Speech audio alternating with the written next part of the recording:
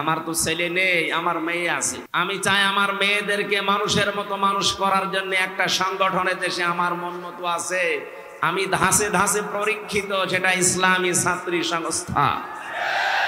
আমি আপনাকে গ্যারান্টি দিচ্ছি, যদি শেষ বয়সে বৃদ্ধাশ্রমে যেতে না চান, যদি নিজের ছেলে নিজের মেয়েকে নেশাগ্রস্ত অবস্থায় দেখতে না চান, ইসলামী ছাত্রী সংস্থা ইসলামী ছাত্র শিবিরে নির্দ্বিধায় দিয়ে দেন, আমি গ্যারান্টি দিচ্ছি এই দুইটা কাজ জীবনে পাবেন না।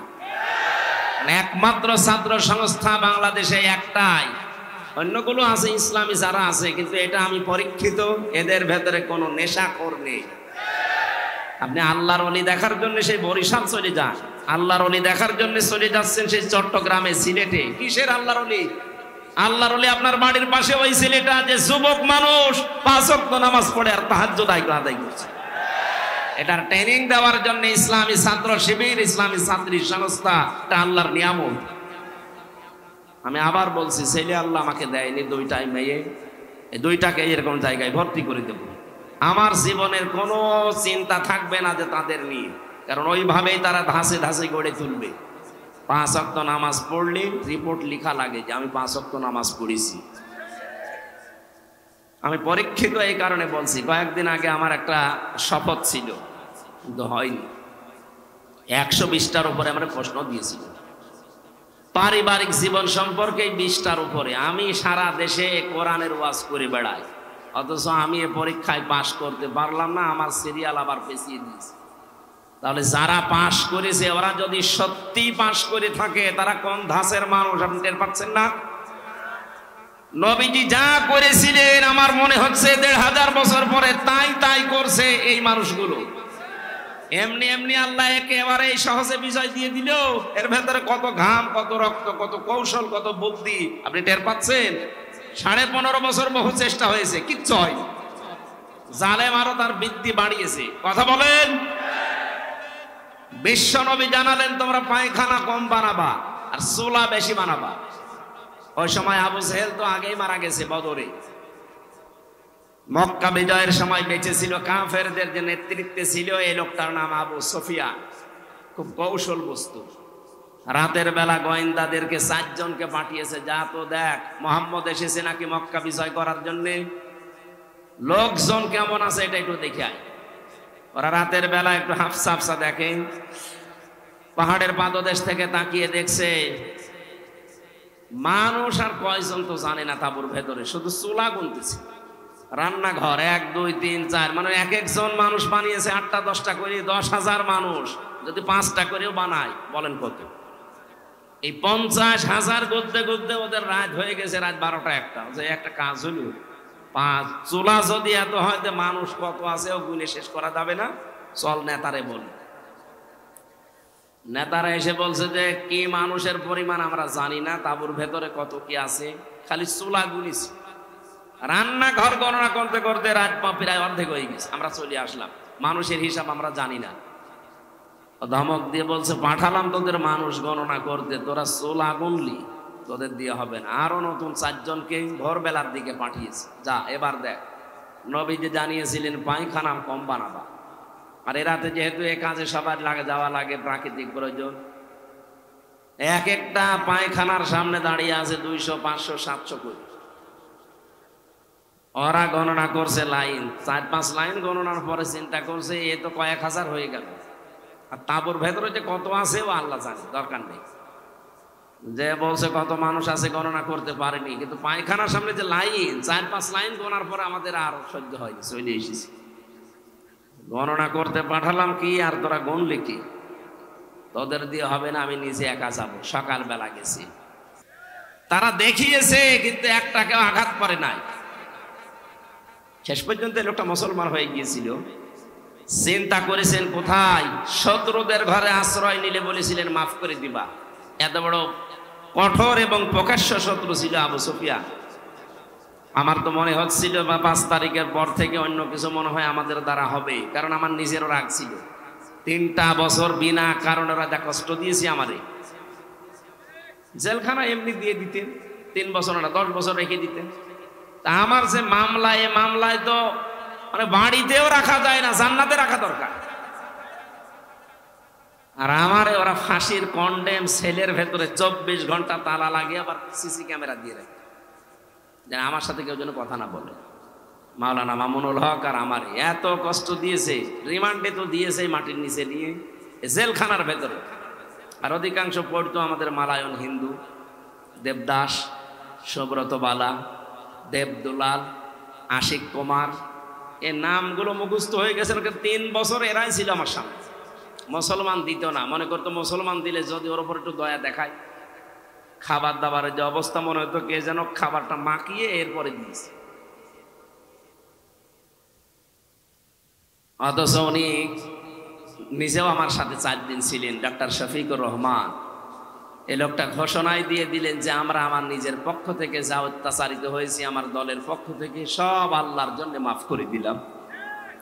মনে হচ্ছে 1500 বছর আগে নবীজি নিজে মক্কায় দাঁড়িয়ে যেটা বলেছিলেন, লা তাসরিবা আলাইকুমুল ইয়াউম ইয়াগফিরুল্লাহু লাকুম, ঠিক সেই কথাটাই উনি বললেন, কোনো অভিযোগ নেই কারো উপরে, সব মাফ করে দিলাম। এই দৃশ্য দেখেই তো 15 থেকে 58 ভাগ এই কয়েকদিনের ভেতরে মানুষ সব ইসলামের দিকে আসতেছে, শুধু একটা দৃশ্যের কারণে। মানুষ লুটপাট নিয়ে ব্যস্ত, মারামারি নিয়ে ব্যস্ত, আর উনি এই বুড়ো বয়সে 60, 62, 65 বছর বয়স ওনার, অথচ এই বয়সে সেই ফেনীতে গিয়ে হাঁটু পানির ভেতরে, গলা পানির ভেতরে মানুষের খোঁজ নিচ্ছে। কই দেশে আর মানুষ নেই? আমরা আগস্টের 5 তারিখের আগের জরিপ দেখেছিলাম। আন্তর্জাতিক বিশ্ব নিয়ে আমি যতটুকু লেখাপড়া করেছি, যতটুকু জানি, 257টা রাষ্ট্র পৃথিবীতে এখন, জাতিসংঘের আন্ডারে 195টা। বিশ্বে বহু দেশে আল্লাহ আমার এই ছোট জীবনে আমাকে নিয়েছে। 100 জনের 15 জন মানুষ চাইতো আগস্টের 5 তারিখের আগে যে এই দেশে ইসলাম কায়েম হোক।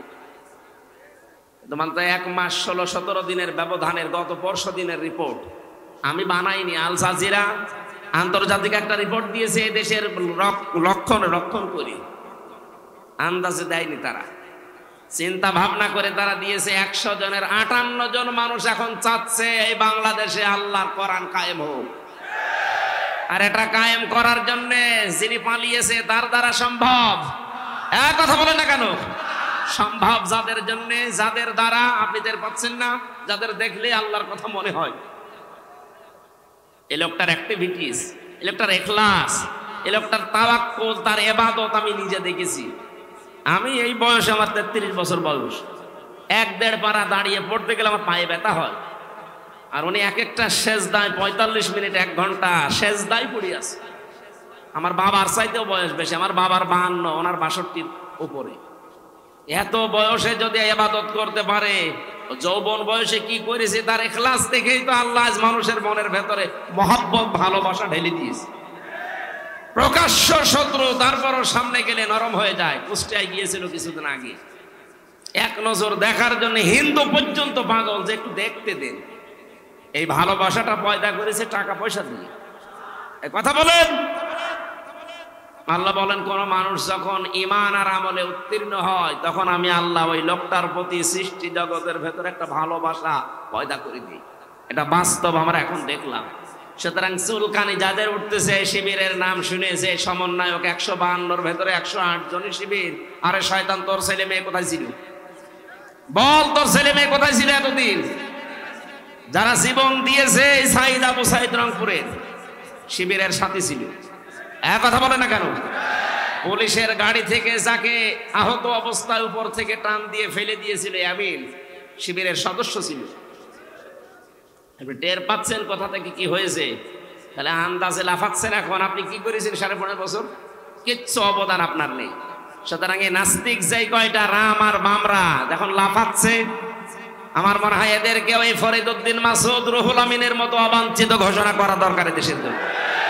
এগুলো ক্যান্সার দেশের। এই জালেমের এত বড় বেশি ক্ষমতা ছিল না, খালি আলেম নামে কিছু জালেম তাকে পরামর্শ দিত, তার ভেতরে এই ফরিদউদ্দিন মাসুদ একজন। এই লোকটা যদি কোরআনের পাখির ফাঁসি চাইতে পারে, আমরাও উল্টা করে তার ফাঁসি এখন চাই। কথা বলেন। আমরা অবিলম্বে তার বিচার চাই। শাহবাগের মতো জায়গায় যে নাস্তিকদের পক্ষ নিতে পারে কোন আলেম, এদেশের সব ঘরানার আলেম এখন তাকে মন থেকে ঘৃণা করে। আমরা কাউকে ভালোবাসলে আল্লাহর জন্য বাসি, কাউকে ঘৃণা করলে আল্লাহর জন্য করি। নাস্তিকদের কাজ যেটা, সেটা যে বলছে জীবনের সবচাইতে বড় সওয়াবের কাজ করলাম। আছে কত বড় শয়তান! ওর নামে অনেক পীর এখন সাফাই গাছে যে আমাদের তালুই হয়। কিসের তালুই আপনার? কোরআনে কারীম জানিয়েছে যারা আল্লাহ রাসূল এবং জিহাদের বিরুদ্ধে অবস্থান নেয়, তারা যদি নিজের বাবা মা হয়, স্ত্রী হয়, সন্তান হয়, তাও তাদের বাদ দেওয়া লাগবে। সূরা তাওবার আয়াত, সূরা তাওবার 23 নম্বর আয়াতের তাফসীর পড়ে দেখেন, এখানে 8-9 জনের ব্যাখ্যা আছে যে পীর নামে আপনি এত বড় পীর, বুজুর্গ মানুষ, এই কথা বললেন কি করে যে আমার তালুই হয়? কিসের তালুই? বাবার সাথে সম্পর্ক রাখা জায়েজ নেই যারা জিহাদের বিরুদ্ধে অবস্থান নেয়। আর এই লোকটা জিহাদের বিরুদ্ধে অবস্থান নিয়ে 100 তথাকথিত মুফতির সাক্ষ্য নিয়ে জানিয়েছে, হাসিনাকে দিয়েছে যে এই দেখেন আমরা আলেমরা বলছি যা জিহাদ চলছে দেশে এটা জায়েজ নেই। এমনকি আবু সাইদ সহ যারা শহীদ হয়েছে হাজারের উপরে, অনেক আলেম নামে জালেম এখনো পর্যন্ত তাদের শহীদ বলতে রাজি না। যারা এই স্বাধীনতাকে স্বীকার করছেন না, তারা এই স্বাধীন দেশে থাকার যোগ্য না। বলেন, আপনি বেরিয়ে যেতে পারেন। 71 সালে যাদের ভূমিকা উল্টা ছিল, তাদেরকে যদি দেশ থেকে বের করার জন্য ঘোষণা আসতে পারে, 24 সালের এই স্বাধীনতায় যারা এখনো পর্যন্ত মেনে নিতে পারছেন না, 100 জনের 14 জন এখনো আছে। আমরা চাই আপনারা চলে যান, যান যেখানে যাবেন যান, যেখানে চলে গেছে আপনারাও যান, দরকার নেই আপনাদের। আমাদের দেশ আমরা সাজিয়ে নিতে পারবো ইনশাআল্লাহ। শুধু বাইরের টাকাগুলো আনতে দিন। ডক্টর মোহাম্মদ ইউনূস ঘোষণা দিয়েছে যে টাকাগুলো ছিল 3 ভাগ, 4 ভাগের 3 ভাগ প্রায় আসার প্রক্রিয়া আরম্ভ হয়ে গেছে, বাকি 1 ভাগও আসবে। যারা এগুলো করেছিলেন 1 টাকাও যেন ছাড় দেওয়া না হয়, সব টাকা আমরা ফেরত আনতে চাই। আজকে আসার সময় প্রশাসনের ভাইদের দেখলে মানুষ ধাক্কা দিচ্ছে, গালি দিচ্ছে। দোষ ওনাদের কিসের? ওপরে যেই কয়েকজন কোলাঙ্গার ছিল, এই কোলাঙ্গারদের কারণে আজ পুরা প্রশাসনের উপরে মানুষের ক্ষোভ। হ্যাঁ, ওনারা হুকুম পালন করেছে যারা, তারা দোষী। যে মানুষগুলো হুকুম দিয়েছে, দোষ তো তার আছেই। হুকুম পালন করতে গিয়ে শেষ পর্যন্ত আর যখন দেওয়ালের পিঠ থেকে গেছে, তখন যারা এগুলো করেছে তাদেরকে আল্লাহ মাফ করে দেবে। কিন্তু যে মানুষগুলো আরো আনন্দে করেছে, এই তানভীর ওসির মতো, কান তো একটা ছাত্ররা ফাটিয়ে ফেলেছে, শুনলাম যে থানায় পিটাতে পিটাতে তারা পায়খানা করে ফেলেছে, এখন আছে জেলে। কি হবে আল্লাহ জানে। এই জন্য যেই সমস্ত অফিসারগুলোর কারণে এই 15.5 বছর এই জালেম টিকে ছিল, তাদেরকেও যেন এই জাতি ক্ষমা না করে। আমি যাদেরকে পেয়েছি জীবনেও ক্ষমা করব না। আমার মামলার আয়ু এই কাজী মিজান, ট্যাকের হাটে বাড়ি, মাদারীপুরে। আমার কাউন্টার টেরোরিজমের সাথে যারা জড়িত ছিল, মনিরুল ইসলাম, আসাদুজ্জামান, ডিসি আব্দুল মান্নান, শেখ ইমরান, জাহিদ হাসান, আতিকুল ইসলাম, ভইয়া, 1 টাকাও যেন আল্লাহ ছাড় না দেয়। এমনকি আমার পক্ষ থেকে কোনো মাফ নেই এদের। ওরা যেমন জানা শোনার পরও বিনা কারণে আমার 3 বছর আটক করে রেখেছে, আমরাও চাই এগুলো 3 বছর করে জেলে থাক। তাও এ জেলে না, মাটির নিচে। আয়না ঘর এখন আর আছে? হ্যাঁ আছে, ওটা জাদুঘর হিসাবে রাখা হবে। সমন্বয়কদের ভেতরে অন্যতম এখন উপদেষ্টা যিনি আসিফ মাহমুদ ভইয়া ঘোষণা দিয়েছে আয়না ঘর ভাঙা হবে না, ওইভাবে থাকবে। সারা বিশ্ব থেকে মানুষ যারা পর্যটক আসবে, তারা যেন জানে যে এই দেশে একজন জালেম আছিল। ওই যে জালেম, কারো বলতে কোনো দ্বিধা আছে? জালেমকে কেউ যদি জালেম না বলে, সেও জালেম। এমনকি জেনে শুনে কেউ যদি জালেমের পক্ষ নেয়, নবীজি বলেন সে আমার উম্মত থেকে খারিজ হয়ে যায়। এবার আপনি কি করবেন? আপনার সিদ্ধান্ত। প্রকাশ্য যে লোকটা জুলুম করেছে, নিজের উপরে জুলুম করেছে, পরিবারের উপরে, সমাজের উপরে, জনগণের উপরে। জালেমদের কোনো ক্ষমা আমরা করলেও হবে না, কারণ আল্লাহ নিজে মামলা দেবে জালেমের বিরুদ্ধে।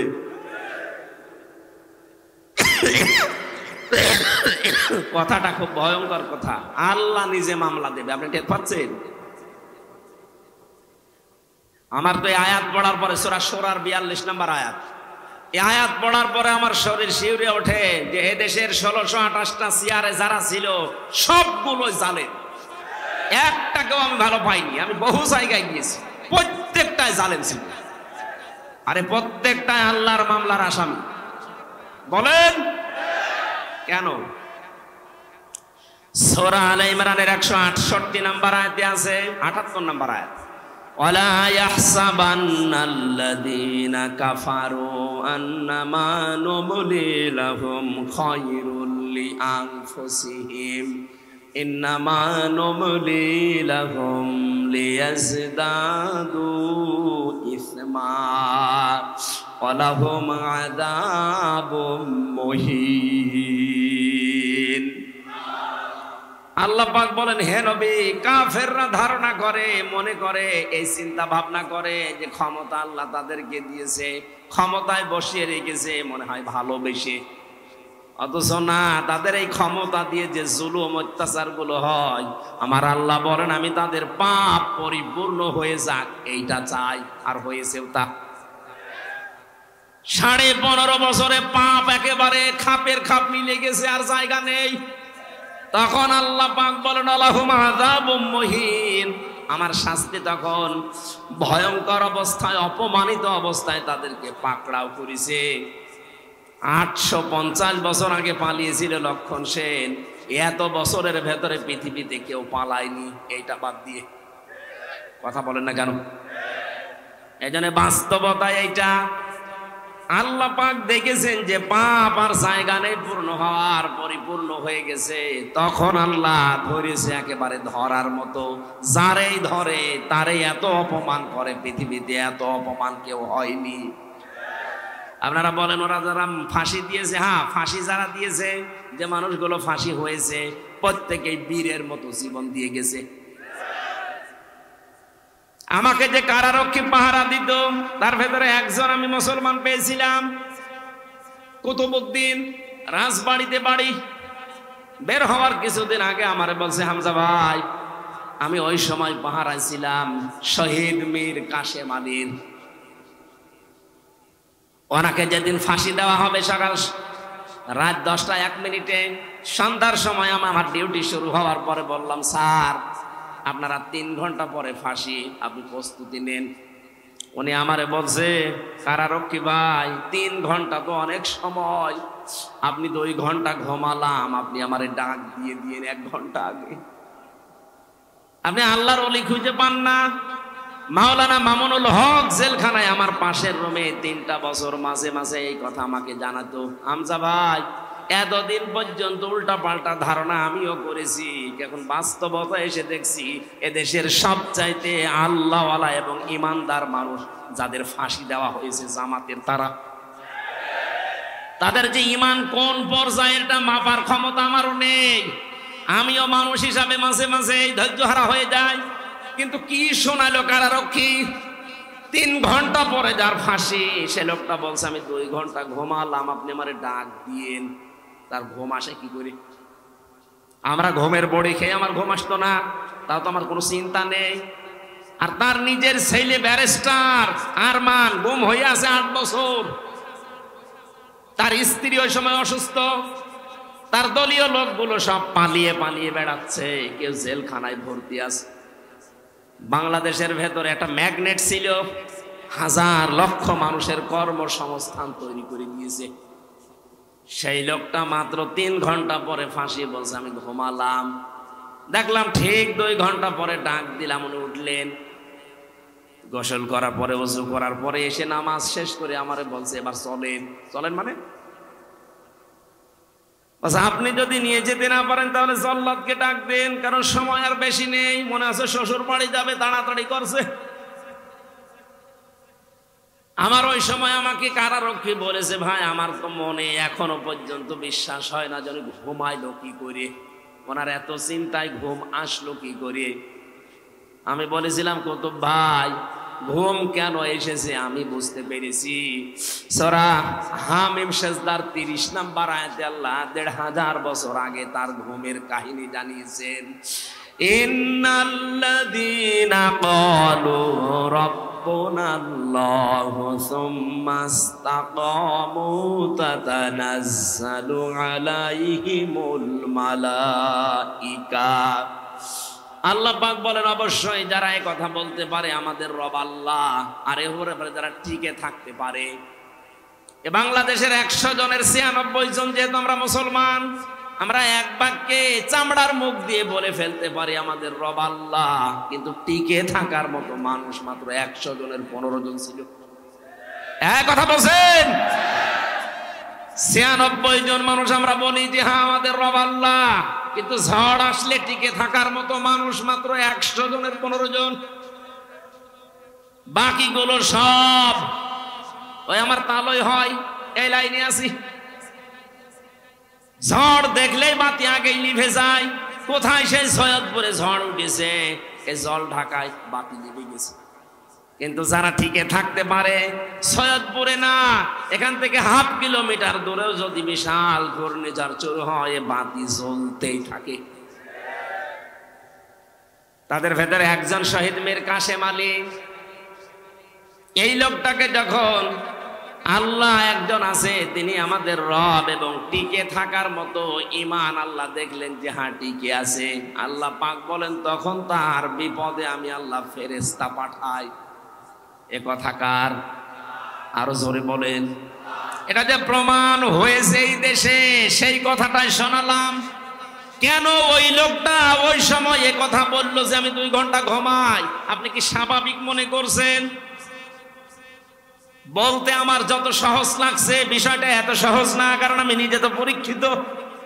ঘুমের পাওয়ার আলা পড়ি খাওয়ার পরে আমার ঘুম আসতো না, আর তার বিনা চিন্তায়, কোনো চিন্তায় নেই, আমার তো মনে হচ্ছিল যে আল্লাহ যেন নিজে ফেরেশতা পাঠিয়ে তার কানের কাছে এই কথা শোনাচ্ছে, আল্লাহ তাখাফু ওয়ালা তাহজানু, কোনো ভয় নেই, কোনো চিন্তা নেই। আয়াতের তাফসীর পড়তে গিয়ে আমি 2টা বিষয় পেয়েছি। ফেরেশতারা আসার পরে কানের কাছে মুখ নিয়ে জানাতে থাকে, মীর কাশেম আলী ভয় পাবেন না। কিসের জন্য ভয় করেন আপনি? ওই যে জান্নাত দেখা যাচ্ছে, ওয়াবশিরু বিল জান্নাহ। 2 নম্বরে ভয় নেই, চিন্তাও নেই। কিসের চিন্তা? হয়তো আপনার ছেলে ব্যারিস্টার গুম হয়ে আছে, এই চিন্তা হতে পারে। আপনার দ্বারা লক্ষ লক্ষ মানুষের কর্মসংস্থান তৈরি হয়েছে, তাদের কি হবে এই চিন্তা হতে পারে। কারণ বাতিলরা সবগুলো 2 নাম্বারই করে নিয়ে নিয়েছে। এই যে ইসলামী ব্যাংক, এক কথা বলছেন না কেন? যতগুলো প্রতিষ্ঠান তিনি বানিয়েছিলেন ইবনে সিনা সহ, অধিকাংশগুলোই বিভিন্ন কায়দা কৌশলে বাতিলরা সব নিজের মন মতো নিয়েছে। এখন আল্লাহ পাক আবার সময় দিয়েছে, এগুলো সব আস্তে আস্তে এরা ফেরত পাচ্ছে। ইসলামী ব্যাংক এখন আবার দাঁড়িয়ে যাবে, কারণ যত টাকা আপনি আত্মসাৎ করেছেন সব এখন ফেরত নেওয়া হচ্ছে। চিন্তা করবেন না, এই মানুষগুলো নিয়ে আপনার দলীয় লোকজন সব পালিয়ে বেড়াচ্ছে, কেউ জেলখানায় ভর্তি আছে, আপনার স্ত্রী অসুস্থ, কোনো চিন্তা নেই, সবগুলো আমার আল্লাহ নিজের হাতে তুলে নিয়েছে। এই কারণেই তিনি মনে হয় বলছিলেন, ভাই তাড়াতাড়ি করে আমার নিয়ে চলেন, আমি জান্নাত দেখতে পাচ্ছি। আল্লাহর ওলি আমরা খোঁজার জন্য কত জায়গায় টাকা পয়সা খরচ করি, এ মানুষগুলোর অ্যাক্টিভিটিস আমি নিজে দেখতে পেয়েছি, এই কারণে শোনালাম।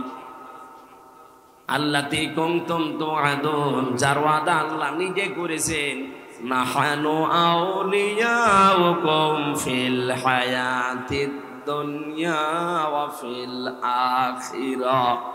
ফেরেশতারা যেন এসে বলে, আমরা আপনাদের বন্ধু ছিলাম দুনিয়ায়, বন্ধুই যদি না হবে, মাত্র 1000-এর উপরে জীবন দিয়ে গেল কিছুদিন আগে। আমার তো মনে হচ্ছে শুধু শহীদ আবু সাইদ না, রায়হান, মুগ্ধ, ইয়ামিন না, এদের সাথে আল্লাহ আবাবিল পাঠিয়েছিলেন। কয়েক ঘন্টার ব্যবধানে যে এত পরিবর্তন হয়ে যাবে। কুষ্টিয়াতে আমার সামনে 5 তারিখে 14 জন মারা গেছে, 1টার আগে। 1:30টার সময় যখন উনি পালাচ্ছে শুনলাম, কে যেন আমাকে জানিয়েছে। পরবর্তীতে শুনলাম যে ওর পরে আরো 2 জন মারা গেছে, 16 জন। ওই পর্যন্ত যারা গুলি চালিয়েছিলেন তাদের কোনো ক্ষমা নেই, তার ভেতরে একজন ছিল আমার বাড়ির নিচে, ওরে যদি জনগণ পায় কুষ্টিয়াতে পিটিয়ে মেরে ফেলবে। আপনি তো নিজেও জানতেন যে উনি পালিয়েছেন 1টার সময়, 4টা পর্যন্ত গুলি চালালেন কার হুকুমে বলেন? বাড়িতে এসে দেখলাম যে তালা মারা, উনি নেই, আজও নেই, কালও নেই, কোথায় গেছে ও জানে, ওর আল্লাহ জানে। আমি যে কথা বলার জন্য ছোট্ট কাহিনীটা বললাম, সত্যি কোন মানুষ যদি আল্লাহকে রব বলার পরে টিকে থাকতে পারে, মহান আল্লাহ তাকে যে সাহায্য করে জমিনে, এটা আমরা নিজে দেখেছি। এই জন্য আমাদের ঈমান যা ছিল আল্লাহ আরো বাড়িয়ে দিয়েছেন, বলেন আমিন। এটা যেন টিকে থাকে। আমরা মুনাফিকি করতে চাই না। এই দেশ এখন ইসলামপন্থীদের হাতে সবচাইতে বড় নিরাপদ, এটা প্রমাণ হয়ে গেছে। ইসলাম যাদের কাছে নেই তাদের কাছে দেন নিরাপদ না। তারা সুযোগ পেলে মারিং কাটিং করবে, বেঁচেও দিতে পারে। কিন্তু যাদের কাছে ইসলাম আছে তারা এদেশ জীবন দিয়ে হলেও রক্ষা করবে। তার প্রমাণ আবু সাইদ। এই কথা বলে না কেন? সুতরাং আমরা চাই 58 জন যখন হয়ে গেছে, আর কিছুদিন সময় দেন, এদেশের 100 জনের 100 জন চাইবে যে দেশে ইসলাম ছাড়া আর কিছু চলতে দেব না। যারা দায়িত্বে আছে এরা যেহেতু অধিকাংশ গুলো মুসলমান, আল্লাহ এই মানুষগুলোকে যেন ওমরের মতো পাল্টিয়ে দেন। জোরে বলেন না কেন আমিন। পৃথিবীতে ভালো কাজ বলে আমরা যারা অনেক দরবার থেকে, অনেক জায়গা থেকে, অনেক দল থেকে ভালো কাজের এই শব্দটা নিয়ে চিল্লাপাল্লা হয়। ভালো কাজ কোনটা এইটা আজকে কোরআন দিয়ে আমরা জানবো। এরপরে সামনে আমাদের জীবন ওই ভালো কাজে লাগাবো ইনশাআল্লাহ। সূরা মুলকের 2টা আয়াত পড়েছি। প্রথম আয়াত আল্লাহর একত্ববাদ, আল্লাহর পরিচয়, বড়ত্ব, মহত্ব, গুরুত্ব, এই সমস্ত বিষয় নিয়ে আলোচনা আছে, আমি ওইটাই গেলাম না। দ্বিতীয় আয়াতে আছে আল্লাহ রাব্বুল আলামিন বলেন, আল্লাযী খালাকাল মাউতা ওয়াল হায়াতা লিয়াবলুয়াকুম আইয়ুকুম আহসানু আমালা ওয়া হুয়াল আজিজুল গফুর। বলেন আমিন। রাব্বুল আলামিন বলেন সূরা মুলকের 2 নম্বর আয়াতে, তিনি সে আল্লাহ যিনি তোমাদের মউত আর হায়াত বানিয়েছেন একটা পরীক্ষা করার জন্য, যে সবচাইতে বেশি ভালো কাজ করে তার কাছে যেতে পারে। আমরা যেহেতু সবাই যাওয়া লাগবে, এটা আপনি যেতে চান আর না চান যাওয়াই লাগবে, এটাই ফাইনাল। কথা বলেন। যাওয়ার আগে আল্লাহ দেখতে চাই আইয়ুকুম আহসানু আমালা, সবচাইতে ভালো কাজকে তার কাছে নিয়ে যেতে পারে। আল্লাহ কিন্তু আমাদের কাছে বেশি কাজ চান না, তিনি ভালো কাজ চান। তাফসীর পড়তে গিয়ে আয়াতের তাফসীরে হক্কানিতে পেয়েছি, কোন মানুষ যদি কোন কাজকে ভালো কাজ হিসাবে রূপ দিতে চায়, 4টা বিষয় লাগবে। আপনি আমি ভালো কাজ মনে করে করলে ওটা ভালো হবে না। ওটার শর্ত কয়টা? 4টা। বলেন বলেন। 1 নম্বরে ভালো কাজ করতে হলে ওই বিষয়ে জ্ঞান লাগবে, যেটা আরবিতে এলেম বলে। যে কোনো কাজ করার আগে ওই বিষয়ের জ্ঞান অর্জন করা লাগবে আগে। 2 নম্বরে আপনার নিয়ত হওয়া লাগবে পরিশুদ্ধ। দুনিয়ার মানুষকে দেখে ভালো বলবে কে, খারাপ বলবে না। এই কাজটা আমি করছি আমার মালিকের জন্য। জোরে বলেন আল্লাহু আকবার। 3 নম্বরে কাজ করতে গেলে যদি বাধা বিপত্তি আসে, ধৈর্য ধারণ করা লাগবে। 4 নম্বরে এই কাজের ভেতরে ইখলাস লাগবে। বলেন কি লাগবে? এই 4টা বিষয় আমি বাস্তবে অনেকের ভেতরে পাচ্ছি, এজন্য তাদের কাজগুলো আমার কাছে ভালো মনে হয়। আজ দেখেন এই দেশে কত মানুষ কত কাজ করার পরে ভালো কাজ বলে চালিয়ে দিচ্ছে, কিন্তু কাজটা সম্পর্কে সঠিকভাবে তথ্য জানা না থাকার কারণে কাজটা হওয়ার আগেই ভেঙে পড়ছে। কুষ্টিয়ায় মেডিকেল কলেজ বানিয়েছে। আমি যখন জেলখানায় ছিলাম পত্রিকায় দেখলাম নাকি ছাদ ভেঙে পড়ে একজন অসুস্থ আহত অবস্থা। দেখেন কাজটার জন্য কত কোটি টাকা বাজেট হয়েছিল, কিন্তু ভালো কাজ হয়নি। রডের বদলে হয়তো বাঁশ দিয়েছিল।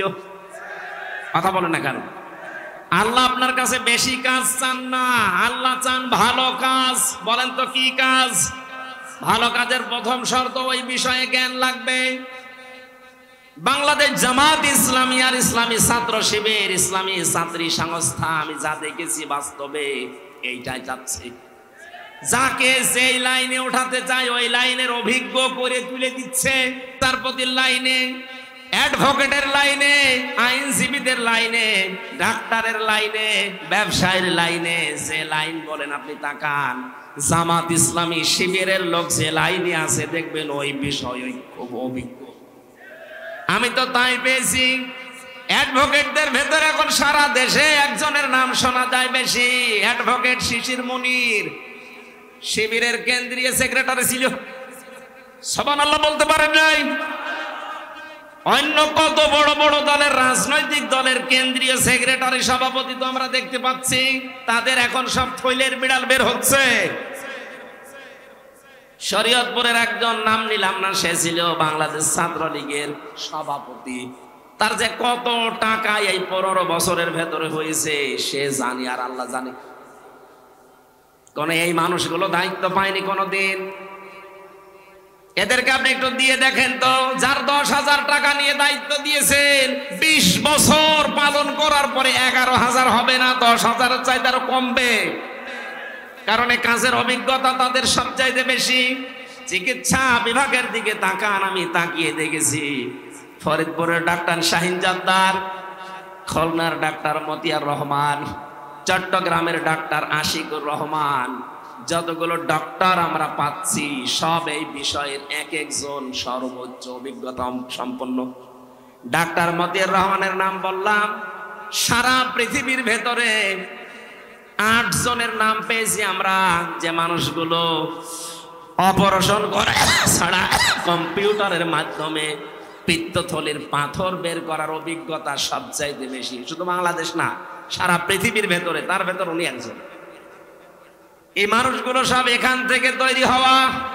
এখানে ভালো কাজ যদি আমরা করতে চাই, আগে ওই বিষয়ের অভিজ্ঞতা থাকা লাগবে, আমাদের এলেম থাকা লাগবে, জ্ঞান থাকা লাগবে। 2 নম্বরে কি বললাম, এলেম থাকলেই হবে না, ওই বিষয়ে নিয়ত ঠিক করা লাগবে। বাস্তবে আমি যতটুকু ওয়াজ করছি আমি দেখতে পাচ্ছি এদের নিয়ত 100-তে 100% সহি। 3 নম্বরে ধৈর্য ধারণ করা, এটাও আমি পেয়েছি। টিকে থাকতে গিয়ে 15.5 বছরে কত ধৈর্যের পরীক্ষা যে দেওয়া লেগেছে ওই জায়গাগুলোতে, আপনি হয়তো বাস্তবে টের পাননি, আমি নিজে টের পেয়েছি। বৈষম্য বিরোধী ছাত্র আন্দোলন এমনি শুরু হয়নি। 15.5 বছরে ফার্স্ট ক্লাস ফার্স্ট হওয়ার পরেও 80 রোল নাম্বার সে জায়গায় চলে যায় টাকা দিয়ে, আর 1 রোল নাম্বার সে চলে যায় একেবারে পেছনের লাইনে। এই কারণে আন্দোলন আরম্ভ হয়েছিল। সুতরাং ধৈর্যের পরীক্ষায় তারা উত্তীর্ণ হয়ে গেছে। 4 নম্বরে যেটা ইখলাস, এটা আমার ছাড়া তো আপনি বেশি বুঝবেন না, আমি তো নিজে পরীক্ষা করে দেখছি ইখলাস কার ভেতরে বেশি। এমন একটা দলের নাম বলছি যে দলে লক্ষ লক্ষ মানুষ এই দেশে এখন, কিন্তু একটা বেনামাজি নেই। সুবহানাল্লাহ বলতে পারেন না? একটা দুর্নীতি করেছে এমন প্রমাণ নেই, অথচ তারাও রাষ্ট্রের বড় বড় দায়িত্ব পালন করেছে। চরিত্রহীন নেই, জেনাখোর নেই, এমনকি বিড়ি খায় এমন মানুষ এই দলে নেই। এর চাইতে আস্থার জায়গা যদি কোনো জায়গায় পান, আপনি আমারে নিয়ে চলেন, আমি সেখানে যাব। কিন্তু এর চাইতে আস্থার জায়গা যদি না থাকে, আহ্বান জানাচ্ছি ফিরে আসেন। বলবেন যে আমরা তো দাওয়াত দেয়নি, দাওয়াত দিয়ে গেলাম। এরপরে যদি আপনি দাওয়াত না মেনে উল্টার দিকে যান, এটা আপনার কপালে আগুন লাগবে, আমার আর কিছু করার নেই। আল্লাহ আমাদের মওজুদ আর হায়াত বানিয়ে পাঠিয়েছিলেন ভালো কাজ করার জন্য। 2 নম্বর ব্যাখ্যায় আসছি, এ পৃথিবীতে সবচাইতে ভালো কাজ আল্লাহ পাক যাকে জানিয়েছেন তিনি আমাদের রাসূল। কথা বলেন না কেন? আর রাসূলের কাছ থেকে ভালো কাজটা যারা শিখেছে তারা হচ্ছে সাহাবায়ে কেরাম। বলেন, সাহাবায়ে কেরামের দিকে তাকান, তারা সবচাইতে ভালো কাজ বুঝতো এই জমিনে আল্লাহর বিধান কায়েম করা। এই জন্য মাঝ মুআব্বিজের মতো মাত্র 12 বছর 13 বছরের বালক ভালো কাজ এটা জানার পরে নিজের গোড়মুড়িকে উঁচু করে জিহাদের ময়দানে যাবার জন্য চেষ্টা চালিয়েছে। যেহেতু এটা এখন ভালো কাজ পৃথিবীতে, আমরা চাই আল্লাহর এই জমিনে 56,000 বর্গ মাইলে আল্লাহর বিধান কি করে কায়েম করা যায় সেই চেষ্টা করা, এটা ভালো কাজ। এটা কি কাজ? এর জন্য যদি সময় দেওয়া লাগে, এর জন্য যদি টাকা পয়সা খরচ করা লাগে, এই ভালো কাজ করতে রাজি আছেন না নেই?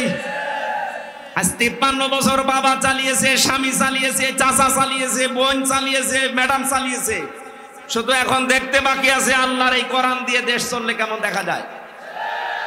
আমার বড় আশা এটা দিয়ে বাংলাদেশ চলছে, এটা যেন আমি দেখে মরতে পারি। কারা কারা এটা চান দেখি? লিল্লাহে তাকবীর।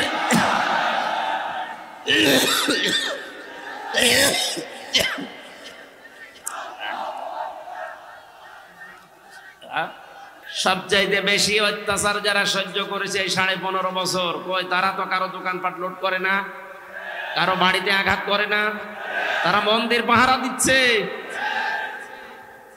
সারা দেশে আন্দাজে উল্টা পাল্টা ছড়িয়ে সারা 15 বছরে এদের নামে যা ফতোয়াবাজি করেছেন পুরাটা আল্লাহ উল্টিয়ে দিয়েছে। এতদিন এদের নাম দিত মানুষ জঙ্গি, অথচ বাস্তবতা এখন দেখছি এরাই জনগণের সঙ্গী। এই জন্য 100 জনের 58 জন মানুষ এখন ইসলাম চাচ্ছে এই দেশের রাষ্ট্রে। রাষ্ট্রীয় ব্যবস্থায় যদি ইসলাম যায় সবার কপাল খুলে যাবে, কোন জায়গায় জুলুমের শিকার হওয়া লাগবে না ইনশাআল্লাহ। এই গ্যারান্টি কোরআন দিয়েছে 1500 বছর আগে। ফামান তাবিআ হুদায়া ফালা খাউফুন আলাইহিম ওয়ালা হুম ইয়াহজানুন। এটা যদি দায়িত্বে নিয়ে যেতে পারেন, এই কোরআনকে অনুসরণ করে যদি ব্যক্তি থেকে শুরু করে আন্তর্জাতিক জীবন পর্যন্ত আমরা চালাতে পারি, কোনো ভয় থাকবে না। যারা ভয় দেখাতে চাচ্ছে তারাই ভয় পাবে ইনশাআল্লাহ, কোনো চিন্তা থাকবে না। কিসের ভয়, কিসের চিন্তা? মানুষ যে বিষয়গুলোতে ভয় পায় এই ভয়গুলো আল্লাহ নিজের পক্ষ থেকে দূর করে দেবে। যেগুলো নিয়ে চিন্তা করে আল্লাহ নিজে ওই চিন্তাগুলো থেকে দূর করে তাকে নিরাপত্তা দেবে। ফালিয়াবুদু রাব্ব হাযাল বাইত আল্লাযী আত'আমাহুম মিন জু' ওয়া আমানাহুম মিন খাউফ।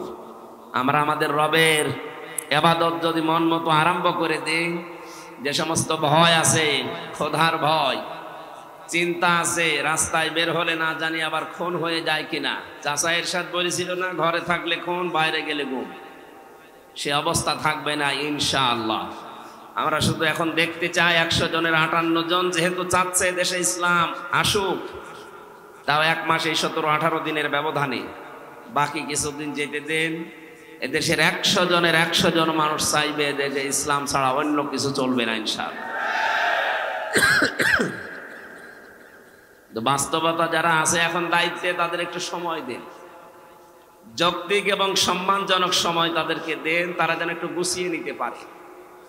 আজকে ডক্টর ইউনূসের বক্তব্য দেখেছেন আপনারা, উনি বলছে আমি কথা বলি কম, কাজ করি বেশি, আমার একটু সময় দেন, আমি গুছিয়ে নেই। সংস্কার আরম্ভ করেছি, আমি শেষ করে ছাড়বো ইনশাআল্লাহ। আমরাও এর সাথে সর মিলাই। 1628টা চেয়ার ছিল এই দেশে, তার ভেতরে আপনাদের এই ওসি তানভীরও ছিল। এই 1628টা চেয়ারে যারা ছিল তাদের প্রত্যেককেই যেন সংস্কার করা হয়, ওখান থেকে সব নামিয়ে দেন। নতুন যারা এই 15.5 বছরে বৈষম্যের শিকার ছিল তাদেরকে এই জায়গায় এনে রিপ্লেস করে। এক কথা বলেন না কেন? এটা যতদিন না হবে যেগুলো ছিল সবগুলো জালেমদের দোষ। শুধু নীলফামারী না, সারা দেশের অবস্থা একই। 100 জনের 65 জন প্রায় এই 1 মাস 17-18 দিনে পরিবর্তন হয়ে গেছে অলরেডি। সে যেভাবেই হোক, বাকি আর 35 জনের মতো আছে। এগুলো আমরা চাই খুব তাড়াতাড়ি উনি আমেরিকা থেকে ঘুরে আসলে যেন এগুলো পুরাটা পাল্টিয়ে দেয়। তার জন্য যেই কয়দিন সময় লাগে, যেই কয় মাস সময় লাগে, আমরা দিতে রাজি আছি। আর সমন্বয়ক যারা 152 জন, তারা এটাই চাচ্ছে। এক কথা বলেন না কেন? আর আপনি আমি থালা হাতে নেওয়ার জন্য তাড়াতাড়ি করছেন, মানে কি করবেন থালা নিয়ে? সংস্কার না করে আবার যদি নির্বাচন দেওয়া হয়, ও দিনের ভোট আবার রাতে হবে। এক লোক বিয়ে করে বাসর রাতে রেখে গেছে বউ, দাদি শাশুড়ি এসে বলছে, ওই নাতির বউ, আমি কিন্তু তোমার কাছে পুতি চাই। ঠিক আছে দাদি শাশুড়ি, আমি আপনার সময় চাই, একটু সময় দেন আমারে। উনি বের হওয়ার পরে শাশুড়ি এসে বলছে, কি গো বৌমা, কি করবা জানি না, আমার কিন্তু নাতি চাই। বউ বলছে, শাশুড়ি দোয়া করেন, আর একটু সময় দেন আমারে। ননদার দেবর এসে বলছে, ভাত ভাবি কি করবা জানি না, আমাদের ভাতই চাই। কি চাই? স্বামী এসে বলছে, ওই কি করো? আমার বেবি চাই। বউ মাথা তুলে বলছে, তোমরা কি সব পাগলের বংশ? আমি কেবল এসে বসলাম, এখনো কিছু হয়নি। এরপরে 10 মাস 10 দিন সময় তো দিবা। কেউ এসে বলো আমার ভাতিজা চাই, কেউ নাতি চাই, কেউ পতি চাই, এখন তুমি বলছো আমার বেবি চাই। আমার তো সময়ই দেয়নি না, কেবল এসে বসলাম, এখনো কিছু হয়নি। আমি কি ওইগুলো সব ডাউনলোড করে নিয়ে আসবো? সময় দেবেন না? কেবল 15.5 বছরের জঞ্জাল দূর করায় 15.5 দিনে সম্ভব? সময় দেওয়া লাগবে না? তাই বলে আমরা বেশি সময় দিতে চাই না, যৌক্তিক একটা সময় দিতে চাই, সম্মানজনক সময়। তারা যেন এই লেবেল করে আমাদের হাতে দিয়ে ওনারা যেন বিদায় নেয়, নাকি? ইনশাল্লাহ তাই হচ্ছে এবং হবে বলে আমরা আশা করছি। যে মানুষগুলোর এখন এই 1 মাস 12-13 দিন 17 দিন পরে যাদের চুলকানি উঠছে, এই কিছু রাম আর বামরা, এরা ডাক দিয়ে বলছে, না এগুলোর পেছনে সব শিবিরের কাজ। হ্যাঁ, শিবিরেরই কাজ এটা।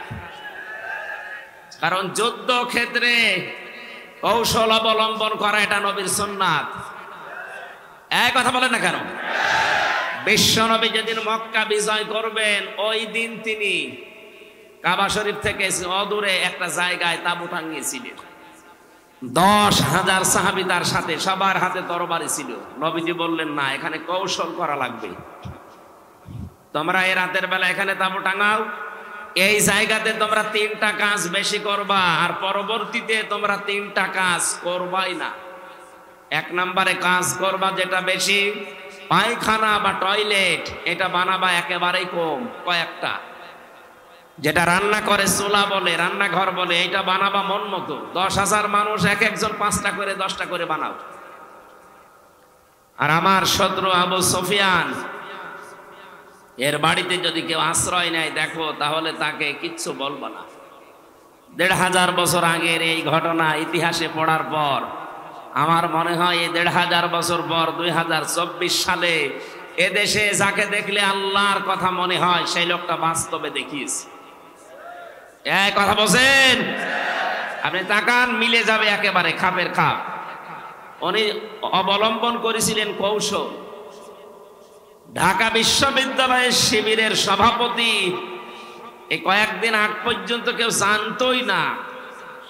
সে ফেরাউনের কোলে মোসা যেমন লালন পালন হয়েছে, আমার মনে হয় ওইভাবে উনি কাজ করছে। তারে তো এই দেশের প্রতিটি জনগণের অন্তত সংবর্ধনা দেওয়ার দরকার ছিল এই কৌশল অবলম্বন করার কারণে। আর না, অনেক মুনাফিক, অনেক জালেম এখন উল্টা পাল্টা ফতোয়া দিচ্ছে। হ্যাঁ, কেন? এতদিন তার পরিচয় গোপন ছিল, এতদিন মাথায় তুলিনি, আপনি নাচিয়েছেন। এখন পরিচয়টা দেওয়ার পরে আপনার কি সমস্যা? কি? আমি চাই এদেশে ছাত্র দল যেমন প্রতিষ্ঠিত হোক, আমি চাই এদেশে চরমনার আন্দোলনের যারা ছাত্র আছে, ইসলামী শাসনতন্ত্র আন্দোলনের ছাত্র যারা, তারা প্রতিষ্ঠিত হোক। আমি ওইভাবে, আমার মন উদার, এজন্য চাই ইসলামী ছাত্র শিবির এদেশে ওইভাবে প্রতিষ্ঠিত হোক। আমার তো ছেলে নেই, আমার মেয়ে আছে। আমি চাই আমার মেয়েদেরকে মানুষের মতো মানুষ করার জন্য একটা সংগঠনের দেশে আমার মন মতো আছে। আমি ধাসে ধাসে পরীক্ষিত, সেটা ইসলামী ছাত্রী সংস্থা। আমি আপনাকে গ্যারান্টি দিচ্ছি, যদি শেষ বয়সে বৃদ্ধাশ্রমে যেতে না চান, যদি নিজের ছেলে নিজের মেয়েকে নেশাগ্রস্ত অবস্থায় দেখতে না চান, ইসলামী ছাত্রী সংস্থা, ইসলামী ছাত্র শিবিরে নির্দ্বিধায় দিয়ে দেন, আমি গ্যারান্টি দিচ্ছি এই 2টা কাজ জীবনে পাবেন না। একমাত্র ছাত্র সংস্থা বাংলাদেশে একটাই, অন্যগুলো আছে ইসলামী যারা আছে, কিন্তু এটা আমি পরীক্ষিত, এদের ভেতরে কোনো নেশাখোর নেই। আপনি আল্লাহর ওলি দেখার জন্য সেই বরিশাল চলে যান, আল্লাহর ওলি দেখার জন্য চলে যাচ্ছেন সেই চট্টগ্রামে, সিলেটে। কিসের আল্লাহর ওলি? আল্লাহর ওলি আপনার বাড়ির পাশে ওই ছেলেটা যে যুবক মানুষ 5 ওয়াক্ত নামাজ পড়ে আর তাহাজ্জুদ আদায় করছে। এটার ট্রেনিং দেওয়ার জন্য ইসলামী ছাত্র শিবির, ইসলামী ছাত্রী সংস্থা, এটা আল্লাহর নিয়ামত। আমি আবার বলছি, ছেলে আল্লাহ আমাকে দেয়নি, 2টাই মেয়ে, এই 2টাকে এরকম জায়গায় ভর্তি করে দেব। আমার জীবনের কোনো চিন্তা থাকবে না যে তাদের নিয়ে, কারণ ওইভাবেই তারা ধাসে ধাসে গড়ে তুলবে। 5 ওয়াক্ত নামাজ পড়লে রিপোর্ট লেখা লাগে যে আমি 5 ওয়াক্ত নামাজ পড়েছি। আমি পরীক্ষিত এই কারণে বলছি, কয়েকদিন আগে আমার একটা শপথ ছিল, কিন্তু হয়নি। 120টার উপরে আমরা প্রশ্ন দিয়েছি পারিবারিক জীবন সম্পর্কে, 20টার উপরে। আমি সারা দেশে কোরআনের ওয়াজ করে বেড়াই, অথচ আমি এ পরীক্ষায় পাশ করতে পারলাম না। আমার সিরিয়াল আবার পেছিয়ে দিয়েছে। তাহলে যারা পাশ করেছে ওরা যদি সত্যি পাশ করে থাকে, তারা কোন ধাঁচের মানুষ আপনি টের পাচ্ছেন না? নবীজি যা করেছিলেন আমার মনে হচ্ছে 1500 বছর পরে তাই তাই করছে এই মানুষগুলো। এমনি এমনি আল্লাহ একেবারে সহজে বিজয় দিয়ে দিল। এর ভেতরে কত ঘাম, কত রক্ত, কত কৌশল, কত বুদ্ধি আপনি টের পাচ্ছেন? 15.5 বছর বহু চেষ্টা হয়েছে, কিচ্ছু হয়। জালেম আরো তার বৃদ্ধি বাড়িয়েছে। কথা বলেন। বিশ্ব নবী জানালেন তোমরা পায়খানা কম বানাবা আর চুলা বেশি বানাবা। ওই সময় আবু জেহেল তো আগেই মারা গেছে বদরে। মক্কা বিজয়ের সময় বেঁচে ছিল, কাফেরদের যে নেতৃত্বে ছিল এই লোকটার নাম আবু সুফিয়ান। খুব কৌশল বস্তু। রাতের বেলা গোয়েন্দাদেরকে 4 জনকে পাঠিয়েছে, যা তো দেখ মুহাম্মদ এসেছে নাকি মক্কা বিজয় করার জন্য, লোকজন কেমন আছে এটা একটু দেখে আয়। ওরা রাতের বেলা একটু হাফসা হাফসা দেখে, পাহাড়ের পাদদেশ থেকে তাকিয়ে দেখছে মানুষ আর কয়জন তো জানে না তাঁবুর ভেতরে, শুধু চুলা গুনতেছে। রান্নাঘর 1 2 3 4, মানে এক একজন মানুষ বানিয়েছে 8টা 10টা করে। 10,000 মানুষ যদি 5টা করেও বানায়, বলেন কত? এই 50,000 গদ্দে গদ্দে ওদের রাত হয়ে গেছে, রাত 12টা 1টা। যে একটা কাজ হলো, 5 চুলা যদি এত হয়, মানুষ কত আছে ও গুনে শেষ করা যাবে না। চল নেতারে বল। নেতারা এসে বলছে যে কি মানুষের পরিমাণ আমরা জানি না, তাঁবুর ভেতরে কত কি আছে, খালি চুলা গুনিছি। রান্নাঘর গণনা করতে করতে রাত প্রায় অর্ধেক হয়ে গেছে, আমরা চলে আসলাম। মানুষের হিসাব আমরা জানি না। ধমক দিয়ে বলছে পাঠালাম তোদের মানুষ গণনা করতে, তোরা চুলা গুনলি, তোদের দিয়ে হবে না। আরো নতুন 4 জনকে ভোরবেলার দিকে পাঠিয়েছে, যা এবার দেখ। নবী যে জানিয়েছিলেন পায়খানা কম বানাবা, আর এরাতে যেহেতু এ কাজে সবার যাওয়া লাগে, প্রাকৃতিক প্রয়োজন, এক একটা পায়খানার সামনে দাঁড়িয়ে আছে 200 500 700 করে। ওরা গণনা করছে লাইন, 4-5 লাইন গণনার পরে চিন্তা করছে এ তো কয়েক হাজার। তারা দেখিয়েছে কিন্তু একটাকেও আঘাত করে নাই। শেষ পর্যন্ত লোকটা মুসলমান হয়ে গিয়েছিল। চিন্তা করেছেন কোথায়? শত্রুদের ঘরে আশ্রয় নিলে বলেছিলেন মাফ করে দিবা। এত বড় কঠোর এবং প্রকাশ্য শত্রু ছিল আবু সুফিয়ান। আমার তো মনে হচ্ছিল বা 5 তারিখের পর থেকে অন্য কিছু মনে হয় আমাদের দ্বারা হবে, কারণ আমার নিজেরও রাগ ছিল। 3টা বছর বিনা কারণে ওরা যা কষ্ট দিয়েছে আমারে। জেলখানা এমনি দিয়ে দিতেন, 3 বছর না 10 বছর রেখে দিতেন। তা আমার যে মামলা, এ মামলায় তো মানে বাড়িতেও রাখা যায় না, জান্নাতে রাখা দরকার। আর আমারে ওরা ফাঁসির কন্ডেম সেলের ভেতরে 24 ঘন্টা তালা লাগিয়ে আবার সিসি ক্যামেরা দিয়ে রাখে, যেন আমার সাথে কেউ যেন কথা না বলে। মাওলানা মামুনুল হক আর আমার এত কষ্ট দিয়েছে, রিমান্ডে তো দিয়েছে মাটির নিচে নিয়ে, জেলখানার ভেতরে।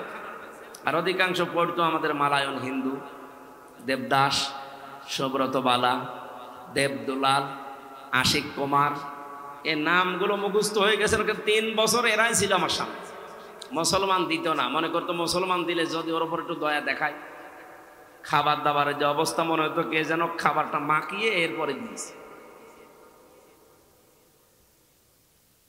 অথচ উনি নিজেও আমার সাথে 4 দিন ছিলেন, ডাক্তার শফিকুর রহমান। এই লোকটা ঘোষণাই দিয়ে দিলেন যে আমরা আমার নিজের পক্ষ থেকে যা অত্যাচারিত হয়েছি, আমার দলের পক্ষ থেকে সব আল্লাহর জন্য মাফ করে দিলাম। মনে হচ্ছে 1500 বছর আগে নবীজি নিজে মক্কায় দাঁড়িয়ে যেটা বলেছিলেন, লা তাসরিবা আলাইকুমুল ইয়াউম ইয়াগফিরুল্লাহু লাকুম, ঠিক সেই কথাটাই উনি বললেন। কোনো অভিযোগ নেই কারো উপরে, সব মাফ করে দিলাম। এই দৃশ্য দেখেই তো 15 থেকে 58 ভাগ এই কয়েকদিনের ভেতরে মানুষ সব ইসলামের দিকে আসতেছে, শুধু একটা দৃশ্যের কারণে। মানুষ লুটপাট নিয়ে ব্যস্ত, মারামারি নিয়ে ব্যস্ত, আর উনি এই বুড়ো বয়সে 60 62 65 বছর বয়স ওনার, অথচ এই বয়সে সেই ফেনীতে গিয়ে হাঁটু পানির ভেতরে, গলা পানির ভেতরে মানুষের খোঁজ নিচ্ছে। কই দেশে আর মানুষ নেই? আমরা আগস্টের 5 তারিখের আগের জরিপ দেখেছিলাম। আন্তর্জাতিক বিশ্ব নিয়ে আমি যতটুকু লেখাপড়া করেছি, যতটুকু জানি, 257টা রাষ্ট্র পৃথিবীতে এখন, জাতিসংঘের আন্ডারে 195টা। বিশ্বে বহু দেশে আল্লাহ আমার এই ছোট জীবনে আমাকে নিয়েছে। 100 জনের 15 জন মানুষ চাইতো আগস্টের 5 তারিখের আগে যে এই দেশে ইসলাম কায়েম হোক।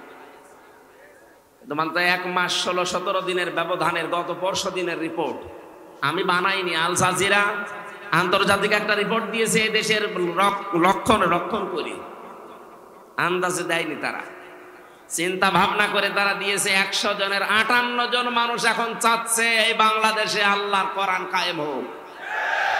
আর এটা কায়েম করার জন্য যিনি পালিয়েছে তার দ্বারা সম্ভব। এক কথা বলেন না কেন? সম্ভব যাদের জন্য, যাদের দ্বারা আপনি টের পাচ্ছেন না, যাদের দেখলে আল্লাহর কথা মনে হয়। এই লোকটার অ্যাক্টিভিটিস, এই লোকটার ইখলাস, এই লোকটার তাওয়াক্কুল, তার ইবাদত আমি নিজে দেখেছি। আমি এই বয়সে, আমার 33 বছর বয়স, 1-1.5 পারা দাঁড়িয়ে পড়তে গেলে আমার পায়ে ব্যথা হয়। আর উনি এক একটা সেজদায় 45 মিনিট 1 ঘন্টা সেজদায় পড়ে আছে। আমার বাবার চাইতেও বয়স বেশি, আমার বাবার 52, ওনার 62 উপরে। এত বয়সে যদি ইবাদত করতে পারে, যৌবন বয়সে কি করেছে তার ইখলাস দেখেই তো আল্লাহ মানুষের মনের ভেতরে মহব্বত, ভালোবাসা ঢেলে দিয়েছে। প্রকাশ্য শত্রু, তারপরও সামনে গেলে নরম হয়ে যায়। কুষ্টিয়ায় গিয়েছিল কিছুদিন আগে, এক নজর দেখার জন্য হিন্দু পর্যন্ত পাগল যে একটু দেখতে দেন। এই ভালোবাসাটা পয়দা করেছে টাকা পয়সা দিয়ে। কথা বলেন। আল্লাহ বলেন, কোন মানুষ যখন ঈমান আর আমলে উত্তীর্ণ হয় তখন আমি আল্লাহ ওই লোকটার প্রতি সৃষ্টি জগতের ভেতরে একটা ভালোবাসা পয়দা করে দিই। এটা বাস্তব, আমরা এখন দেখলাম। সুতরাং চুলকানি যাদের উঠতেছে, শিবিরের নাম শুনেছে, সমন্বয়ক 152-র ভেতরে 108 জনই শিবির। আরে শয়তান, তোর ছেলে মেয়ে কোথায় ছিল? বল, তোর ছেলে মেয়ে কোথায় ছিল এতদিন? যারা জীবন দিয়েছে সাইদ আবু সাইদ রংপুরের শিবিরের সাথী ছিল। এক কথা বলে না কেন? পুলিশের গাড়ি থেকে যাকে আহত অবস্থায় উপর থেকে টান দিয়ে ফেলে দিয়েছিল আমিন, শিবিরের সদস্য ছিল। আপনি টের পাচ্ছেন কোথা থেকে কি হয়েছে? তাহলে আন্দাজে লাফাচ্ছেন। এখন আপনি কি করেছেন 15.5 বছর? কিচ্ছু অবদান আপনার নেই। সুতরাং এই নাস্তিক যেই কয়টা রাম আর বামরা এখন লাফাচ্ছে, আমার মনে হয় এদেরকে ওই ফরিদউদ্দিন মাসুদ, রুহুল আমিনের মতো অবাঞ্ছিত ঘোষণা করা দরকার দেশের জন্য। এগুলো ক্যান্সারে দেশের। এই জালেমের এত বড় বেশি ক্ষমতা ছিল না, খালি আলেম নামে কিছু জালেম তাকে পরামর্শ দিত, তার ভেতরে এই ফরিদউদ্দিন মাসুদ একজন। এই লোকটা যদি কোরআনের পাখির ফাঁসি চাইতে পারে, আমরাও উল্টা করে তার ফাঁসি এখন চাই। কথা বলেন। আমরা অবিলম্বে তার বিচার চাই। শাহবাগের মতো জায়গায় যে নাস্তিকদের পক্ষ নিতে পারে কোন আলেম, এদেশের সব ঘরানার আলেম এখন তাকে মন থেকে ঘৃণা করে। আমরা কাউকে ভালোবাসলে আল্লাহর জন্য বাসি, কাউকে ঘৃণা করলে আল্লাহর জন্য করি। নাস্তিকদের কাজ যেটা, সেটা যে বলছে জীবনের সবচাইতে বড় সওয়াবের কাজ করলাম। আছে কত বড় শয়তান! ওর নামে অনেক পীর এখন সাফাই গাছে যে আমাদের তালুই হয়। কিসের তালুই আপনার? কোরআনে কারীম জানিয়েছে যারা আল্লাহ রাসূল এবং জিহাদের বিরুদ্ধে অবস্থান নেয়, তারা যদি নিজের বাবা মা হয়, স্ত্রী হয়, সন্তান হয়, তাও তাদের বাদ দেওয়া লাগবে। সূরা তাওবার আয়াত, সূরা তাওবার 23 নম্বর আয়াতের তাফসীর পড়ে দেখেন, এখানে 8-9 জনের ব্যাখ্যা আছে। যে পীর নামে আপনি এত বড় পীর, বুজুর্গ মানুষ, এই কথা বললেন কি করে যে আমার তালুই হয়? কিসের তালুই? বাবার সাথে সম্পর্ক রাখা জায়েজ নেই যারা জিহাদের বিরুদ্ধে অবস্থান নেয়। আর এই লোকটা জিহাদের বিরুদ্ধে অবস্থান নিয়ে 100 তথাকথিত মুফতির সাক্ষ্য নিয়ে জানিয়েছে হাসিনাকে দিয়েছে যে এই দেখেন আমরা আলেমরা বলছি যা জিহাদ চলছে দেশে এটা জায়েজ নেই।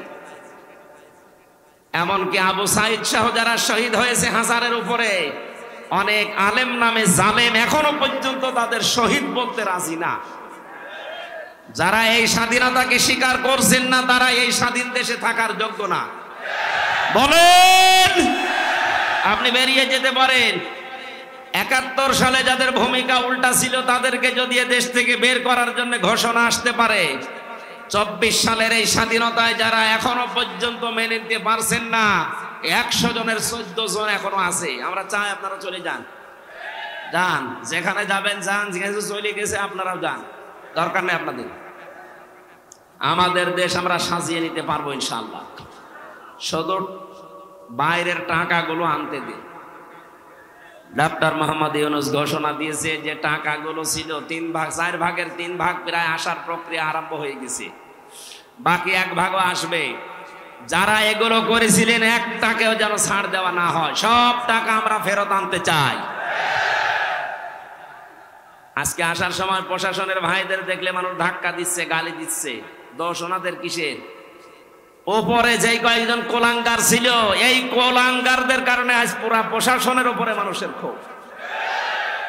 হ্যাঁ, ওনারা হুকুম পালন করেছে যারা, তারা দোষী।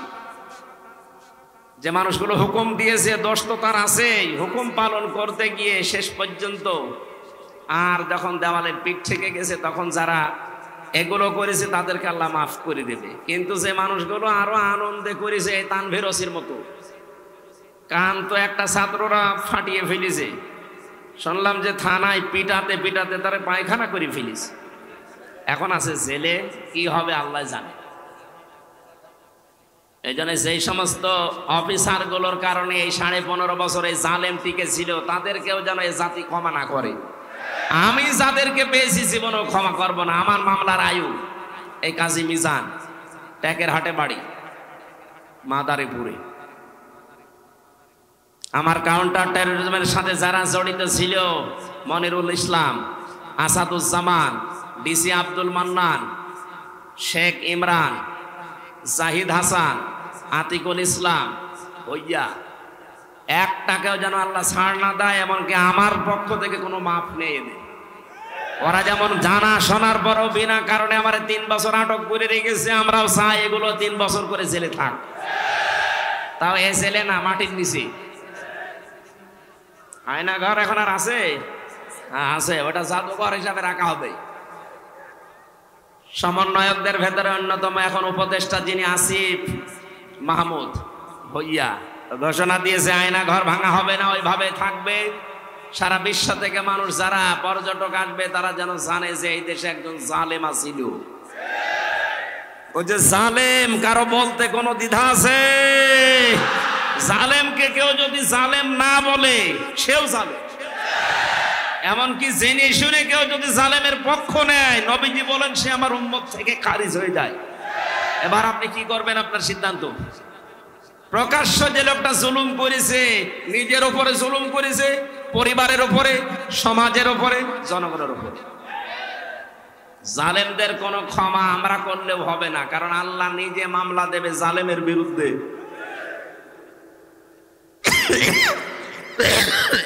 কথাটা খুব ভয়ঙ্কর কথা, আল্লাহ নিজে মামলা দেবে। আপনি টের পাচ্ছেন?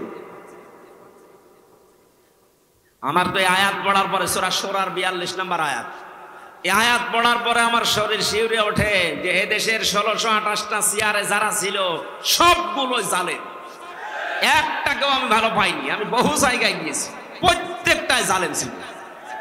আরে প্রত্যেকটাই আল্লাহর মামলার আসামি। বলেন কেন? সূরা আলে ইমরানের 168 নম্বর আয়াতে আছে, 78 নম্বর আয়াত, ওয়ালা ইয়াহসাবান্নাল্লাযীনা কাফারু আন্নামা নুমলি লাহুম খায়রুল লিআনফুসিহিম ইন্নামা নুমলি লাহুম লিয়াজদাদু ইসমা ওয়া লাহুম আযাবুম মুহিন। আল্লাহ পাক বলেন, হে নবী, কাফেররা ধারণা করে, মনে করে, এই চিন্তা ভাবনা করে যে ক্ষমতা আল্লাহ তাদেরকে দিয়েছে, ক্ষমতায় বসিয়ে রেখেছে, মনে হয় ভালোবেসে। অথচ না, তাদের এই ক্ষমতা দিয়ে যে জুলুম অত্যাচার গুলো হয়, আমার আল্লাহ বলেন আমি তাদের পাপ পরিপূর্ণ হয়ে যাক এইটা চাই, আর হয়েছেও তা। 15.5 বছরে পাপ একেবারে খাপের খাপ মিলে গেছে, আর জায়গা নেই। তখন আল্লাহ পাক বলেন আলাহুম আযাবুম মুহিন, আমার শাস্তি তখন ভয়ঙ্কর অবস্থায়, অপমানিত অবস্থায় তাদেরকে পাকড়াও করেছে। 850 বছর আগে পালিয়েছিল লক্ষণ সেন, এত বছরের ভেতরে পৃথিবীতে কেউ পালায়নি, এইটা বাদ দিয়ে। কথা বলেন না কেন? এজন্য বাস্তবতা এইটা। আল্লাহ পাক দেখেছেন যে পাপ আর জায়গা নেই পূর্ণ হওয়ার, পরিপূর্ণ হয়ে গেছে, তখন আল্লাহ ধরেছে একেবারে ধরার মতো। যারেই ধরে তারই এত অপমান করে, পৃথিবীতে এত অপমান কেউ হয়নি। আপনারা বলেন ওরা যারা ফাঁসি দিয়েছে, হ্যাঁ ফাঁসি যারা দিয়েছে, যে মানুষগুলো ফাঁসি হয়েছে প্রত্যেকেই বীরের মতো জীবন দিয়ে গেছে। আমাকে যে কারারক্ষী পাহারা দিত তার ভেতরে একজন আমি মুসলমান পেয়েছিলাম, কুতুবউদ্দিন, রাজবাড়িতে বাড়ি। বের হওয়ার কিছুদিন আগে আমারে বলছে, হামজা ভাই আমি ওই সময় পাহারায় ছিলাম শহীদ মীর কাশেম আলীর। ওনাকে যেদিন ফাঁসি দেওয়া হবে সকাল রাত 10:01 সন্ধ্যার সময় আমার ডিউটি শুরু হওয়ার পরে বললাম, স্যার আপনারা 3 ঘন্টা পরে ফাঁসি, আপনি প্রস্তুতি নেন। উনি আমারে বলছে, কারারক্ষী ভাই 3 ঘন্টা তো অনেক সময়, আপনি 2 ঘন্টা ঘুমালাম, আপনি আমারে ডাক দিয়ে 1 ঘন্টা আগে। আপনি আল্লাহর ওলি খুঁজে পান না? মাওলানা মামুনুল হক জেলখানায় আমার পাশের রুমে 3টা বছর মাঝে মাঝে এই কথা আমাকে জানাতো, হামজা ভাই এতদিন পর্যন্ত উল্টা পাল্টা ধারণা আমিও করেছি, এখন বাস্তবতা এসে দেখছি এদেশের সবচাইতে আল্লাহওয়ালা এবং ইমানদার মানুষ যাদের ফাঁসি দেওয়া হয়েছে জামাতের, তাদের যে ইমান কোন পর্যায়ের এটা মাপার ক্ষমতা আমারও নেই। আমিও মানুষ হিসাবে মাঝে মাঝে ধৈর্যহারা হয়ে যাই। কিন্তু কি শোনালো কারারক্ষী, 3 ঘন্টা পরে যার ফাঁসি সে লোকটা বলছে আমি 2 ঘন্টা ঘুমালাম, আপনি আমারে ডাক দিয়েন। তার ঘুম আসে কি করে? আমরা ঘুমের বড়ি খেয়ে আমার ঘুম আসতো না, তাও তো আমার কোনো চিন্তা নেই। আর তার নিজের ছেলে ব্যারিস্টার আরমান গুম হয়ে আছে 8 বছর। তার স্ত্রী ওই সময় অসুস্থ, তার দলীয় লোকগুলো সব পালিয়ে পালিয়ে বেড়াচ্ছে, কেউ জেলখানায় ভর্তি আছে। বাংলাদেশের ভেতরে একটা ম্যাগনেট ছিল, 1000 লক্ষ মানুষের কর্মসংস্থান তৈরি করে দিয়েছে। সেই লোকটা মাত্র 3 ঘন্টা পরে ফাঁসি বলছে আমি ঘুমালাম। দেখলাম ঠিক 2 ঘন্টা পরে ডাক দিলাম, উনি উঠলেন। গোসল করার পরে, ওযু করার পরে এসে নামাজ শেষ করে আমারে বলছে এবার চলেন। চলেন মানে আপনি যদি নিয়ে যেতে না পারেন তাহলে জল্লাদকে ডাক দেন, কারণ সময় আর বেশি নেই, মনে আছে শ্বশুর বাড়ি যাবে, তাড়াতাড়ি করছে। আমার ওই সময় আমাকে কারারক্ষী বলেছে, ভাই আমার তো মনে এখনো পর্যন্ত বিশ্বাস হয় না যেন ঘুমাইলো কি করে, ওনার এত চিন্তায় ঘুম আসলো কি করে। আমি বলেছিলাম কুতুব ভাই ঘুম কেন এসেছে আমি বুঝতে পেরেছি। সূরা হামিম সেজদার 30 নম্বর আয়াতে আল্লাহ 1500 বছর আগে তার ঘুমের কাহিনী জানিয়েছেন। ইন্নাল্লাযীনা ক্বালু রাব্বুনাল্লাহু সুম্মা ইসতাকামু তাতানাজ্জালু আলাইহিমুল মালাইকা। আল্লাহ পাক বলেন অবশ্যই যারা এই কথা বলতে পারে আমাদের রব আল্লাহ, আর এর উপরে যারা টিকে থাকতে পারে। এ বাংলাদেশের 100 জনের 96 জন যেহেতু আমরা মুসলমান, আমরা এক বাক্যে চামড়ার মুখ দিয়ে বলে ফেলতে পারি আমাদের রব আল্লাহ, কিন্তু টিকে থাকার মতো মানুষ মাত্র 100 জনের 15 জন ছিল। এক কথা বলছেন, 96 জন মানুষ আমরা বলি যে হ্যাঁ আমাদের রব আল্লাহ, কিন্তু ঝড় আসলে টিকে থাকার মতো মানুষ মাত্র 100 জনের 15 জন। বাকিগুলো সব ওই আমার তালই হয় এই লাইনে আছি, ঝড় দেখলেই বাতি আগেই নিভে যায়। কোথায় সেই সৈয়দপুরে ঝড় উঠেছে, এই জল ঢাকায় বাতি নিভে গেছে।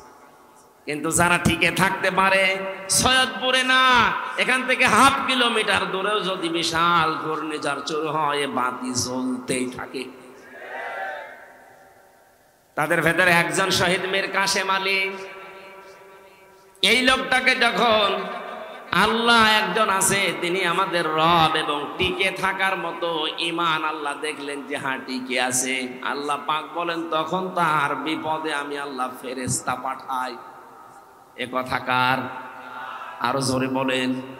এটা যে প্রমাণ হয়েছে এই দেশে সেই কথাটাই শোনালাম। কেন ওই লোকটা ওই সময় এ কথা বললো যে আমি 2 ঘন্টা ঘুমাই, আপনি কি স্বাভাবিক মনে করছেন? বলতে আমার যত সহজ লাগছে, বিষয়টা এত সহজ না, কারণ আমি নিজে তো পরীক্ষিত। ঘুমের পাওয়ার আলা বড়ি খাওয়ার পরে আমার ঘুম আসতো না, আর তার বিনা চিন্তায়, কোনো চিন্তায় নেই, আমার তো মনে হচ্ছিল যে আল্লাহ যেন নিজে ফেরেশতা পাঠিয়ে তার কানের কাছে এই কথা শোনাচ্ছে, আল্লাহ তাখাফু ওয়ালা তাহজানু, কোনো ভয় নেই, কোনো চিন্তা নেই। আয়াতের তাফসীর পড়তে গিয়ে আমি দুইটা বিষয় পেয়েছি। ফেরেশতারা আসার পরে কানের কাছে মুখ নিয়ে জানাতে থাকে, মীর কাসেম আলী ভয় পাবেন না। কিসের জন্য ভয় করেন আপনি? ওই যে জান্নাত দেখা যাচ্ছে, ওয়াবশিরু বিল জান্নাহ। দুই নম্বরে ভয় নেই, চিন্তাও নেই। কিসের চিন্তা? হয়তো আপনার ছেলে ব্যারিস্টার গুম হয়ে আছে, এই চিন্তা হতে পারে। আপনার দ্বারা লক্ষ লক্ষ মানুষের কর্মসংস্থান তৈরি হয়েছে, তাদের কি হবে এই চিন্তা হতে পারে। কারণ বাতিলরা সবগুলো দুই নাম্বারই করে নিয়ে নিয়েছে। এই যে ইসলামী ব্যাংক, এক কথা বলছেন না কেন? যতগুলো প্রতিষ্ঠান তিনি বানিয়েছিলেন ইবনে সিনা সহ, অধিকাংশ গুলোই বিভিন্ন কায়দা কৌশলে বাতিলরা সব নিজের মন মতো নিয়েছে। এখন আল্লাহ পাক আবার সময় দিয়েছে, এগুলো সব আস্তে আস্তে এরা ফেরত পাচ্ছে। ইসলামী ব্যাংক এখন আবার দাঁড়িয়ে যাবে, কারণ যত টাকা আপনি আত্মসাৎ করেছেন সব এখন ফেরত নেওয়া হচ্ছে। চিন্তা করবেন না, এই মানুষগুলো নিয়ে আপনার দলীয় লোকজন সব পালিয়ে বেড়াচ্ছে, কেউ জেলখানায় ভর্তি আছে, আপনার স্ত্রী অসুস্থ, কোনো চিন্তা নেই, সবগুলো আমার আল্লাহ নিজের হাতে তুলে নিয়েছে। এই কারণেই তিনি মনে হয় বলছিলেন, ভাই তাড়াতাড়ি করে আমার নিয়ে চলেন, আমি জান্নাত দেখতে পাচ্ছি। আল্লাহর ওলি আমরা খোঁজার জন্য কত জায়গায় টাকা পয়সা খরচ করি, এ মানুষগুলোর অ্যাক্টিভিটিস আমি নিজে দেখতে পেয়েছি, এই কারণে শোনালাম। আল্লাতি কুনতুম তুআদুন, যার ওয়াদা আল্লাহ নিজে করেছেন, নাহানু আউলিয়াউকুম ফিল হায়াতিদ দুনিয়া ওয়া ফিল আখিরাহ। ফেরেশতারা যেন এসে বলে, আমরা আপনাদের বন্ধু ছিলাম দুনিয়ায়, বন্ধুই যদি না হবে, মাত্র 1000-এর উপরে জীবন দিয়ে গেল কিছুদিন আগে। আমার তো মনে হচ্ছে শুধু শহীদ আবু সাইদ না, রায়হান, মুগ্ধ, ইয়ামিন না, এদের সাথে আল্লাহ আবাবিল পাঠিয়েছিলেন। কয়েক ঘন্টার ব্যবধানে যে এত পরিবর্তন হয়ে যাবে। কুষ্টিয়াতে আমার সামনে 5 তারিখে 14 জন মারা গেছে, একটার আগে। 1:30টার সময় যখন উনি পালাচ্ছে শুনলাম, কে যেন আমাকে জানিয়েছে। পরবর্তীতে শুনলাম যে ওর পরে আরো 2 জন মারা গেছে, 16 জন। ওই পর্যন্ত যারা গুলি চালিয়েছিলেন তাদের কোনো ক্ষমা নেই। তার ভেতরে একজন ছিল আমার বাড়ির নিচে, ওরে যদি জনগণ পায় কুষ্টিয়াতে পিটিয়ে মেরে ফেলবে। আপনি তো নিজেও জানতেন যে উনি পালিয়েছে 1:30টার সময়, 4টা পর্যন্ত গুলি চালালেন কার হুকুমে বলেন? বাড়িতে এসে দেখলাম যে তালা মারা, উনি নেই, আজও নেই, কালও নেই, কোথায় গেছে ও জানে, ওর আল্লাহ জানে। আমি যে কথা বলার জন্য ছোট্ট কাহিনীটা বললাম, সত্যি কোন মানুষ যদি আল্লাহকে রব বলার পরে টিকে থাকতে পারে, মহান আল্লাহ তাকে যে সাহায্য করে জমিনে, এটা আমরা নিজে দেখেছি। এই জন্য আমাদের ঈমান যা ছিল আল্লাহ আরো বাড়িয়ে দিয়েছেন, বলেন আমিন। এটা যেন টিকে থাকে। আমরা মুনাফিকি করতে চাই না। এই দেশ এখন ইসলামপন্থীদের হাতে সবচাইতে বড় নিরাপদ, এটা প্রমাণ হয়ে গেছে। ইসলাম যাদের কাছে নেই তাদের কাছে দেশ নিরাপদ না। তারা সুযোগ পেলে মারিং কাটিং করবে, বেঁচেও দিতে পারে। কিন্তু যাদের কাছে ইসলাম আছে তারা এ দেশ জীবন দিয়ে হলেও রক্ষা করবে। তার প্রমাণ আবু সাইদ। এই কথা বলে না কেন? সুতরাং আমরা চাই 58 জন যখন হয়ে গেছে, আর কিছুদিন সময় দেন, এ দেশের 100 জনের 100 জন চাইবে যে দেশে ইসলাম ছাড়া আর কিছু চলতে দেব না। যারা দায়িত্বে আছে এরা যেহেতু অধিকাংশ গুলো মুসলমান, আল্লাহ এই মানুষগুলোকে যেন ওমরের মতো পাল্টিয়ে দেন। জোরে বলেন না কেন আমিন। পৃথিবীতে ভালো কাজ বলে আমরা যারা অনেক দরবার থেকে, অনেক জায়গা থেকে, অনেক দল থেকে ভালো কাজের এই শব্দটা নিয়ে চিল্লাপাল্লা হয়, ভালো কাজ কোনটা, এইটা আজকে কোরআন দিয়ে আমরা জানবো। এরপরে সামনে আমাদের জীবন ওই ভালো কাজে লাগাবো ইনশাআল্লাহ। সূরা মুলকের 2টা আয়াত পড়েছি। প্রথম আয়াত আল্লাহর একত্ববাদ, আল্লাহর পরিচয়, বড়ত্ব, মহত্ব, গুরুত্ব, এই সমস্ত বিষয় নিয়ে আলোচনা আছে, আমি ওইটাই গেলাম না। দ্বিতীয় আয়াতে আছে আল্লাহ রাব্বুল আলামিন বলেন, আল্লাযী খালাকাল মাউতা ওয়াল হায়াতা লিয়াবলুয়াকুম আইয়ুকুম আহসানু আমালা ওয়া হুয়াল আজিজুল গফুর। বলেন আমিন। রাব্বুল আলামিন বলেন সূরা মুলকের 2 নম্বর আয়াতে, তিনি সে আল্লাহ যিনি তোমাদের মউত আর হায়াত বানিয়েছেন একটা পরীক্ষা করার জন্য, যে সবচাইতে বেশি ভালো কাজ করে তার কাছে যেতে পারে। আমরা যেহেতু সবাই যাওয়া লাগবে, এটা আপনি যেতে চান আর না চান যাওয়াই লাগবে, এটাই ফাইনাল। কথা বলেন। যাওয়ার আগে আল্লাহ দেখতে চাই আইয়ুকুম আহসানু আমালা, সবচাইতে ভালো কাজকে তার কাছে নিয়ে যেতে পারে। আল্লাহ কিন্তু আমাদের কাছে বেশি কাজ চান না, তিনি ভালো কাজ চান।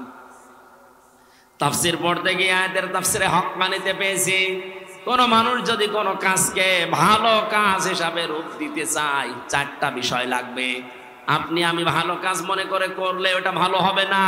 ওটার শর্ত কয়টা? 4টা। বলেন বলেন। 1 নম্বরে ভালো কাজ করতে হলে ওই বিষয়ে জ্ঞান লাগবে, যেটা আরবিতে এলেম বলে। যে কোনো কাজ করার আগে ওই বিষয়ের জ্ঞান অর্জন করা লাগবে আগে। 2 নম্বরে আপনার নিয়ত হওয়া লাগবে পরিশুদ্ধ। দুনিয়ার মানুষকে দেখে ভালো বলবে, কে খারাপ বলবে না। এই কাজটা আমি করছি আমার মালিকের জন্য। জোরে বলেন আল্লাহু আকবার। 3 নম্বরে কাজ করতে গেলে যদি বাধা বিপত্তি আসে, ধৈর্য ধারণ করা লাগবে। 4 নম্বরে এই কাজের ভেতরে ইখলাস লাগবে। বলেন কি লাগবে?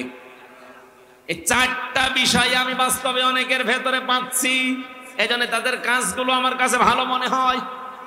আজ দেখেন এই দেশে কত মানুষ কত কাজ করার পরে ভালো কাজ বলে চালিয়ে দিচ্ছে, কিন্তু কাজটা সম্পর্কে সঠিকভাবে তথ্য জানা না থাকার কারণে কাজটা হওয়ার আগেই ভেঙে পড়ছে। কুষ্টিয়ায় মেডিকেল কলেজ বানিয়েছে। আমি যখন জেলখানায় ছিলাম, পত্রিকায় দেখলাম নাকি ছাদ ভেঙে পড়ে একজন অসুস্থ আহত অবস্থা। দেখেন কাজটার জন্য কত কোটি টাকা বাজেট হয়েছিল, কিন্তু ভালো কাজ হয়নি। রডের বদলে হয়তো বাঁশ দিয়েছিল। কথা বলে না কেন? আল্লাহ আপনার কাছে বেশি কাজ চান না, আল্লাহ চান ভালো কাজ। বলেন তো কি কাজ? ভালো কাজের প্রথম শর্ত ওই বিষয়ে জ্ঞান লাগবে। বাংলাদেশ জামাত ইসলামী আর ইসলামী ছাত্র শিবির, ইসলামী ছাত্রী সংস্থা, আমি যা দেখেছি বাস্তবে এইটাই চাচ্ছে। যাকে যেই লাইনে উঠাতে চায় ওই লাইনের অভিজ্ঞ করে তুলে দিচ্ছে। তার প্রতি লাইনে, অ্যাডভোকেটের লাইনে, আইনজীবীদের লাইনে, ডাক্তারের লাইনে, ব্যবসায়ীর লাইনে, যে লাইন বলেন আপনি তাকান। জামাত ইসলামী শিবিরের লোক যে লাইনে আছে দেখবেন ওই বিষয় খুব অভিজ্ঞ। আমি তো তাই পেয়েছি। অ্যাডভোকেটদের ভেতরে এখন সারা দেশে একজনের নাম শোনা যায় বেশি, অ্যাডভোকেট শিশির মুনির। শিবিরের কেন্দ্রীয় সেক্রেটারি ছিল। সুবহানাল্লাহ বলতে পারেন নাই? অন্য কত বড় বড় দলের রাজনৈতিক দলের কেন্দ্রীয় সেক্রেটারি, সভাপতি তো আমরা দেখতে পাচ্ছি, তাদের এখন সব থৈলের বিড়াল বের হচ্ছে। শরীয়তপুরের একজন, নাম নিলাম না, সে ছিল বাংলাদেশ ছাত্রলীগের সভাপতি। তার যে কত টাকা এই 15 বছরের ভেতরে হয়েছে সে জানি আর আল্লাহ জানে। কোন এই মানুষগুলো দায়িত্ব পায়নি কোনোদিন। এদেরকে আপনি একটু দিয়ে দেখেন তো, যার 10,000 টাকা নিয়ে দায়িত্ব দিয়েছেন, 20 বছর পালন করার পরে 11,000 হবে না, 10,000 চাইতে আরো কমবে। কারণ এই কাজের অভিজ্ঞতা তাদের সবচাইতে বেশি। চিকিৎসা বিভাগের দিকে তাকান, আমি তাকিয়ে দেখেছি ফরিদপুরের ডাক্তার শাহিন জাদ্দার, খুলনার ডাক্তার মতিয়ার রহমান, চট্টগ্রামের ডাক্তার আশিকুর রহমান, যতগুলো ডক্টর আমরা পাচ্ছি সব এই বিষয়ের এক একজন সর্বোচ্চ অভিজ্ঞতা সম্পন্ন। ডাক্তার মতিয়ার রহমানের নাম বললাম, সারা পৃথিবীর ভেতরে 8 জনের নাম পেয়েছি আমরা, যে মানুষগুলো অপারেশন করে ছাড়া কম্পিউটারের মাধ্যমে পিত্তথলির পাথর বের করার অভিজ্ঞতা সবচাইতে বেশি। শুধু বাংলাদেশ না, সারা পৃথিবীর ভেতরে, তার ভেতর উনি একজন। এই মানুষগুলো সব এখান থেকে তৈরি হওয়া।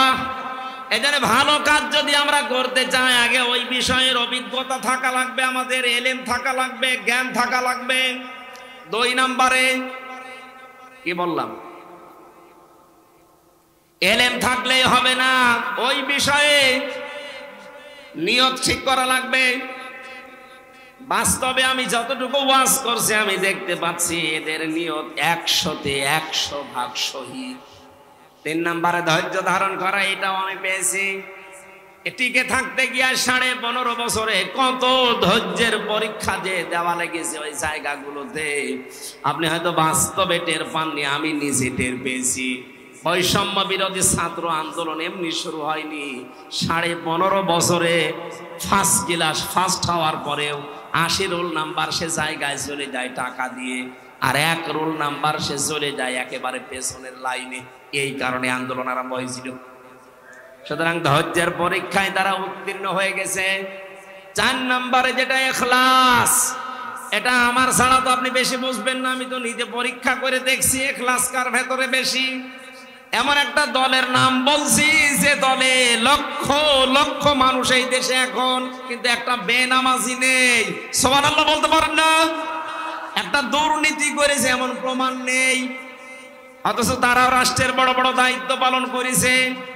চরিত্রহীন নেই, জেনাখোর নেই, এমনকি বিড়ি খায় এমন মানুষ এই দলে নেই। এর চাইতে আস্থার জায়গা যদি কোনো জায়গায় পান, আপনি আমারে নিয়ে চলেন, আমি সেখানে যাব। কিন্তু এর চাইতে আস্থার জায়গা যদি না থাকে, আহ্বান জানাচ্ছি ফিরে আসেন। বলবেন যে আমরা তো দাওয়াত দেয়নি, দাওয়াত দিয়ে গেলাম।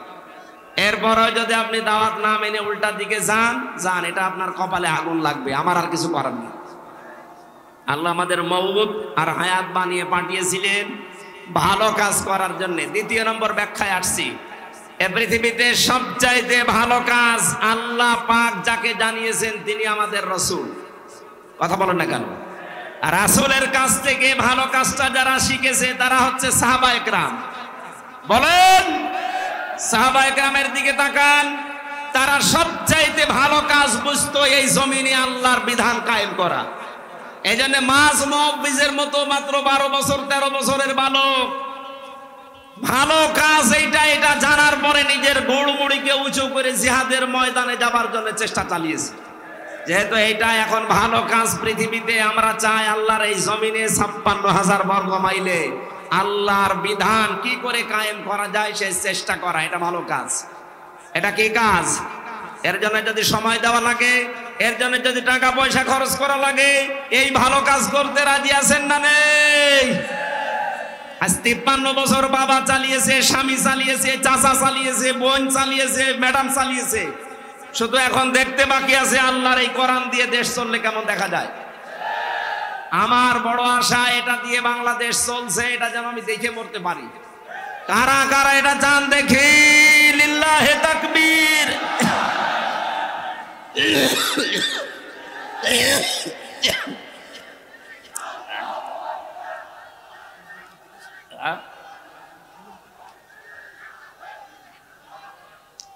সম্মানিত মা বোন যারা এসেছেন, আপনাদের জন্য পৃথিবীতে ভালো কাজ এইটাই, আল্লাহর জমিনে আল্লাহর দিন কায়েমের জন্য আপনার সন্তান, আপনার স্বামী, আপনার ছেলে, আপনার জামাই, তাদেরকে আপনি রেডি করে দেবেন। আল্লাহ কবুল করুন, আল্লাহুম্মা আমিন।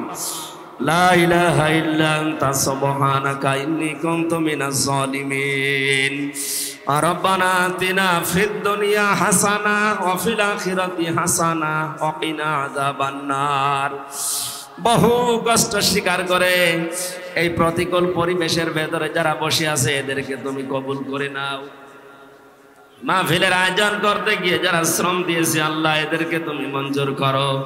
যে যেইভাবে টাকা পয়সা খরচ করেছে আল্লাহ প্রত্যেকের টাকা উসমানের সাথে কবুল করে নাও। মাহফিলের প্রধান অতিথি আবু সালে ভাইকে মঞ্জুর করো। সভাপতি আব্দুর রউফ চৌধুরীকে মঞ্জুর করো। যত অতিথি এসেছে আল্লাহ তাআলা এই সদর থানার ওসি জনাব আবু সাইদ খান সহ যত পুলিশ সদস্য ভাইরা এসেছে, এদের আজকের এই দায়িত্ব পালন করা তুমি ইবাদত হিসাবে মঞ্জুর করে না। আমি নিজে সহ যারা অসুস্থ আছি, তুমি আমাদেরকে শেফায়ে কামেলা আজেলা নসিব করো রব্বুল আলামিন। আমরা বিশ্বাস করি রোগ দেওয়ার মালিক তুমি, শেফা দেওয়ার মালিকও তুমি। মেহেরবানি করে আমাদের শরীরে যত রোগ দিয়েছো সব দূর করে দাও। এলাকায় মাটির নিচে যারা ঘুমিয়ে আছে, কোরআনের ইজ্জতে মাফ করে দাও। আমি আমার ঈমান থেকে কথা বলেছি আল্লাহ, আমি ইখলাস নিয়ে কথা বলার চেষ্টা চালিয়েছি। যেই মানুষগুলো